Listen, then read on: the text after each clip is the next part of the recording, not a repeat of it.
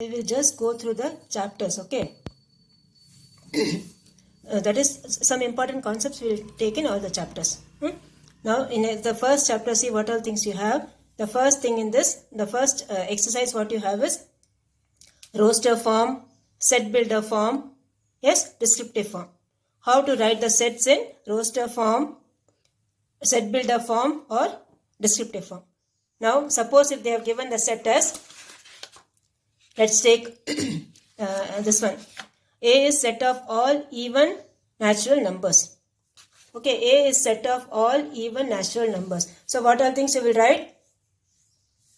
Even natural numbers you will write less than 20.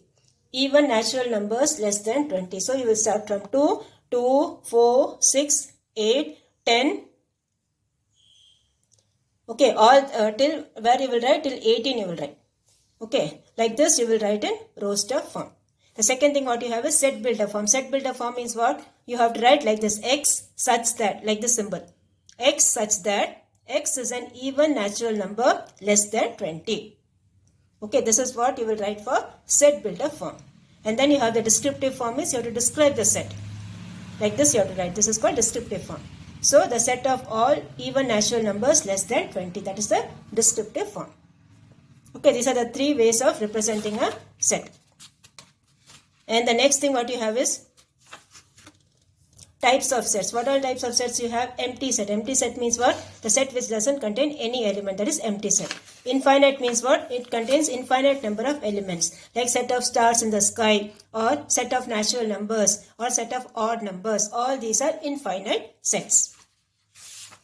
Equivalent sets means what? The number of elements will be equal.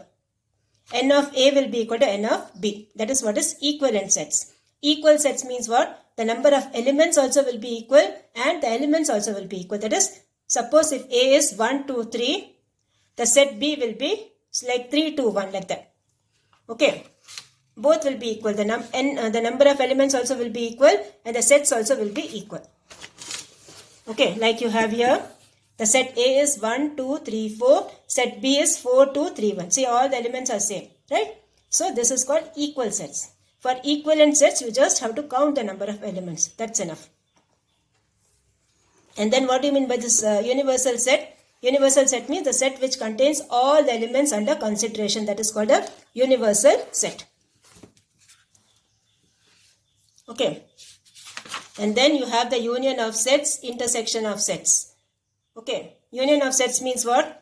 You combine both the sets without repeating anything. That is what is called union. Okay, that is what is called union of two sets. And intersection means what? The common of both the things, that is called intersection. Okay. Like you have over here, this is your P. P is given as Mn. Q is given as Mij. So union means what? Combination of both, that is N, M, I, J. Okay, you have to combine both without repeating anything. If any common is there, don't repeat that 2 times. That is what is called union of two sets. Intersection of two sets means the common part of both the sets. This one. The common part of both the sets is called intersection. So, intersection of this, suppose if you have this example, A is given as 2, 4, 6, 8, 10, 12. B is given as 3, 6, 9, 12. So, you have the intersection of both, that is 6, 12. So, A intersection B will be 6, 12. This is what is intersection of two sets. Okay. And the previous exercise, one more thing you have is, what is disjoint and overlapping? Disjoint means what? Nothing will be common. Between the two sets, nothing will be common. That is, intersection of two sets will be 0. Overlapping means what? Something will be common. If you take the first one, F, I, A, S. Here also you have F. S also you have. Common things you have. When you have some common elements, it is called overlapping. Okay, it is called overlapping. If nothing is common, they are called disjoint sets. Okay, then one more thing you have is this one. Write the power sets of A, AB. So how will you write that? First it will be null set, then you will write A separately, then B separately, then AB. And here how will you write? First you will write null set, then separately you will write 1, then set 2, then set 3, then 1 2, 1 3, 2 1, 2 3, like that. Okay, this is what is called power set. And then union and intersection we did now. Okay, one more thing is what is complement. Complement means what? You take the universal set. Suppose if your universal set is 1, 2, 3, 4 and your set A is 2, 4. So what will be your A complement? A complement will be other than this A, whatever you have in your universal set, that is what is complement. So this is your 1, 3. This is your complement. Other than the set elements of A, whatever set elements are remaining in the universal set, that is called complement. So this is 1, 3. Okay, so this is your complement. Okay. And then next thing what you have is the symmetric difference. Symmetric difference of two sets. That is A minus B union B minus A. Okay, here you have, see the example you have here. A is given as 6, 7, 8, 9. B is on page number 16. Okay. B is given the set. You have to find A symmetric B. So first you find what is A minus B. Then you find what is B minus A. So you will get A minus B union B minus A. So you will get the answer what is asymmetric B. Okay. And then from this Venn diagram you have to write all the elements. A minus B means what? From A you have to remove the elements of B. That is what is A minus B. Suppose if you have the set A as 1, 2, 3. Your set B you have it as, let's say 2, 9, 10. So what will be your A minus B? From A you have to remove the elements of B. Now which element of B is present here? 2. So remove this 2. So A minus B will be what? 1, 3. This is how you will find what is your A minus B. From A you have to remove the elements of B. Okay. So this is what is A minus B. Same thing you have in your exercise. Okay. Symmetric difference you have A complement, B complement. A dash union B dash means what? First you find what is A complement. Then you find what is B complement. And then union of both the answers you have to take. And then Venn diagram also revise properly. Okay. Revise your Venn diagrams properly. That will come under 5 marks. A dash other than A fully you have to shade. A minus B dash. This is A minus B means what? From A you have to remove the elements of B. Other than that fully you have to shade. This is A minus B. Other than this fully you have to shade. That is A minus B complement. Like this you revise the Venn diagrams also.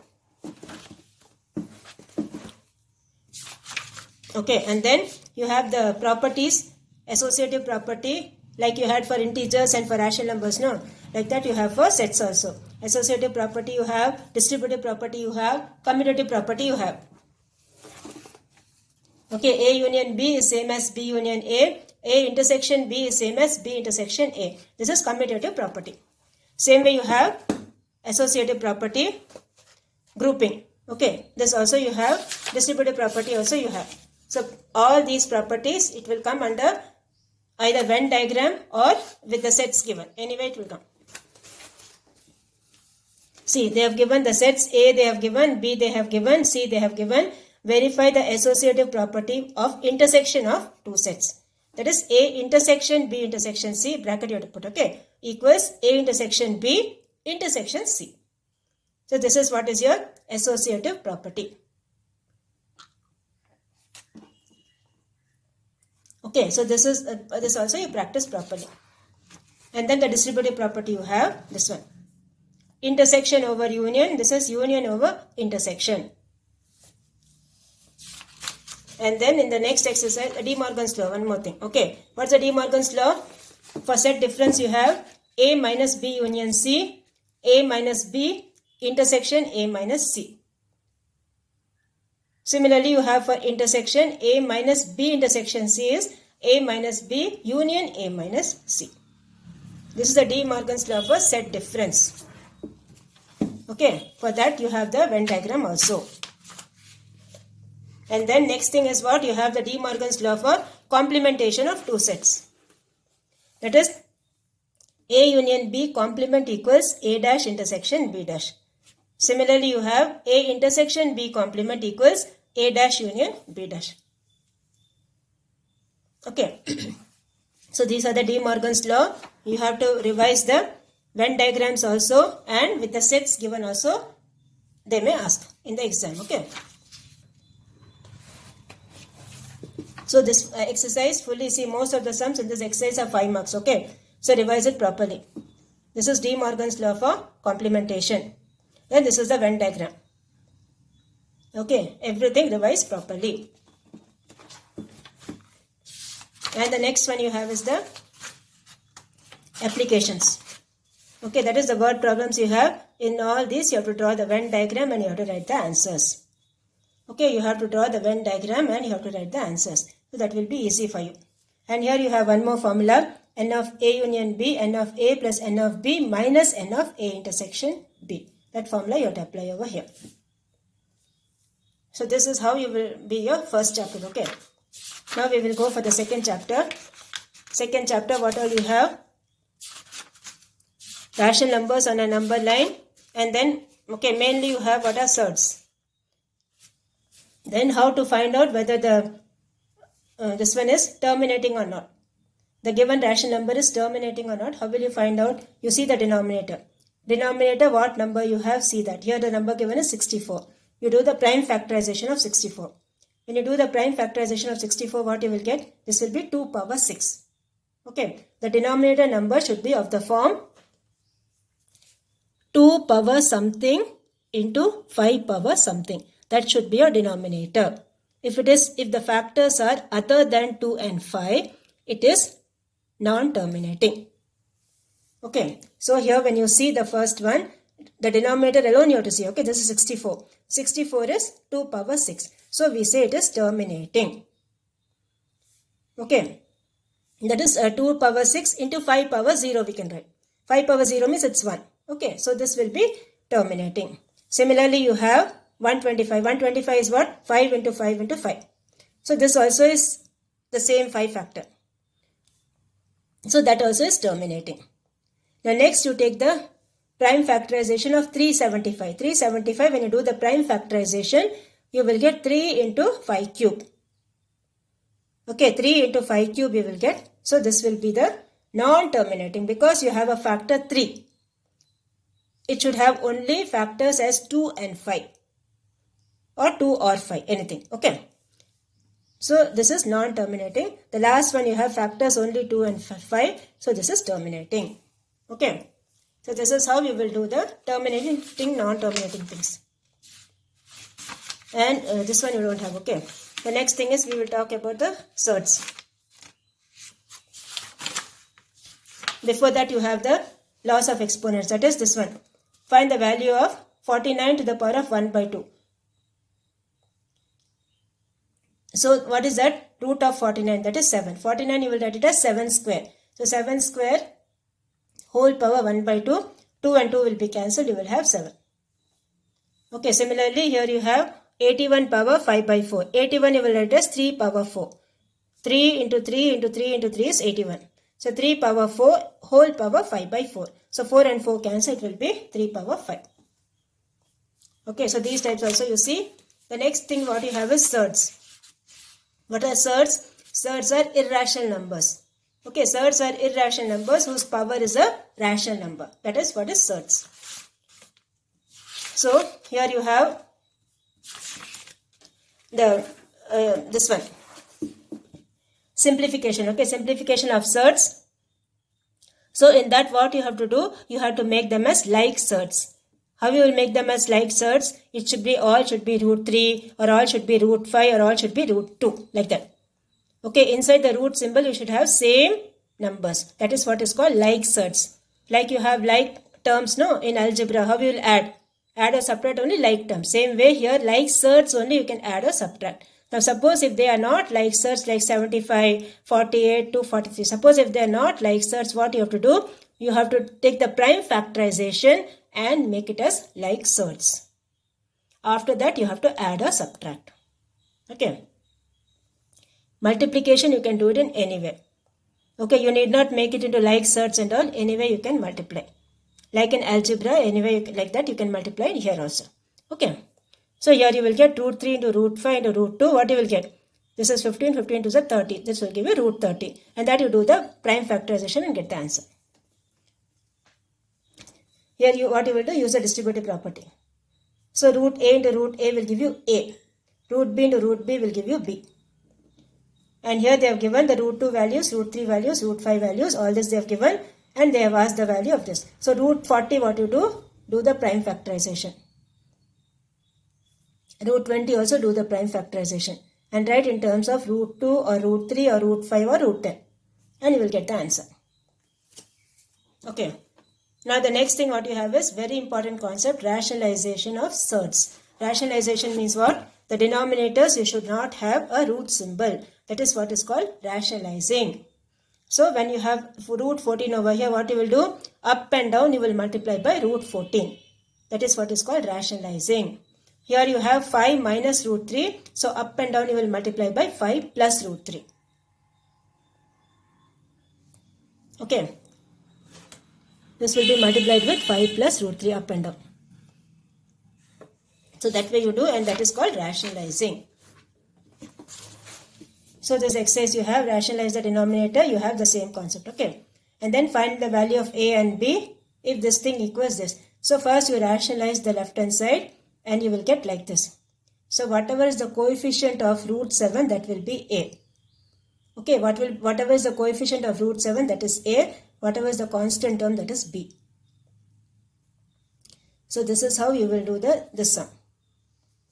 Similarly, here also you have to first rationalize and then find the value. Put the value of root 2, 1.414.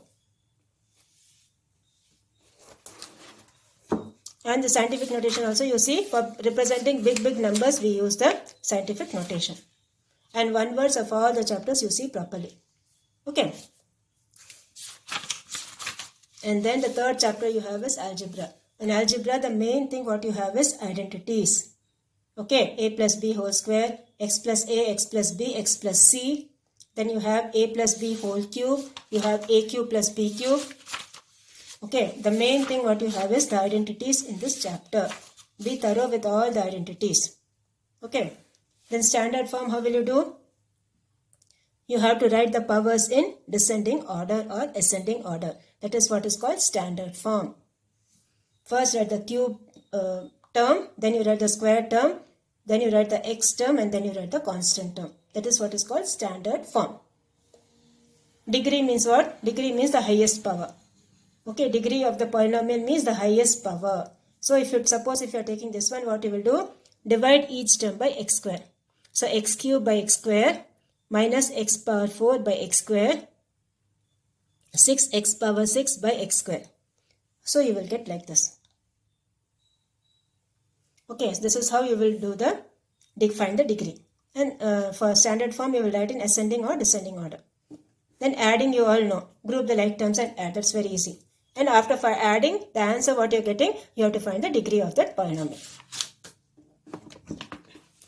The same way you have this exercise, okay. The cost of this is given. So what you will do? Multiply both. Whatever answer you get, in that you put the x value as 10 and y value as 5. And then the identities you learn, okay. Next thing is the roots of the polynomial. Roots means what? The answer what you're getting. By transposing the answer what you're getting, that is called the root of the polynomial, or the zeros of the polynomial, or the solution to the polynomial. All these are same only. So check whether the zeros of the polynomial, that is x is given as 1 by 2. So put the x value as 1 by 2 and see whether the answer is coming 0 or not. So that is how you will say whether this given value is the zero of the polynomial or not. And then you have the factor theorem, you have the remainder theorem. Both the types you learn, okay, both the types of sums you do. So here suppose if they have given a sum like this, determine whether x minus 1 is a factor of the following. So x minus 1 is a factor means what value you will put for x? You will put the value of x as plus 1. Because when you transpose this x minus 1 equals 0, you will get the x value as 1. So what you will do? You will put the x value as 1. And you will see what is the answer. Okay, the answer if it's coming 0, we say x minus 1 is a factor of the given polynomial. Okay, again I am repeating, you put the x value as 1. If the answer is coming 0, we say x minus 1 is a factor. If it's not coming as 1, we say it's not a factor.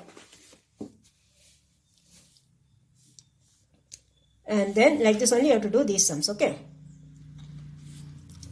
And then you have the identities. A square plus b square, a plus b whole square minus 2ab. These formulas already you have learned last year. And these are the additional formulas you have. Then the cube formulas you have. And then a plus b plus c the whole square. A square plus b square plus c square plus 2ab plus 2bc plus 2ca. And then you have these formulas x plus a, x plus b, x plus c. So revise all this properly. Okay, because this exercise fully carries only formulas. So revise all this properly. And then factorization method. That is, you have the factor tree method. Factor tree method also revise properly. What all types of factorizations are there? One is by taking the common factors. Second is by identity. The third one is by factorizing using factor tree method. All the three methods revise properly. Here you have the factor tree method. Okay. So x square plus 10x plus 24. That is, when you multiply what you should get? 24. When you add you should get 10. So what factors you will write for 24? 6 4s are 24. Okay. 12 2s are 24. 8 3s are 24. So which factors you will add that you will get 10? 6 and 4 when you add you will get 10. Okay. So this factor tree will be 24x square. And here this will be 4x into 6x and plus it will give you 10x. So you will write x square plus 4x plus 6x plus 24 equals 0. Okay, that is how you will do this one. Okay, factor tree method, revise properly. Here factorization, what you will do?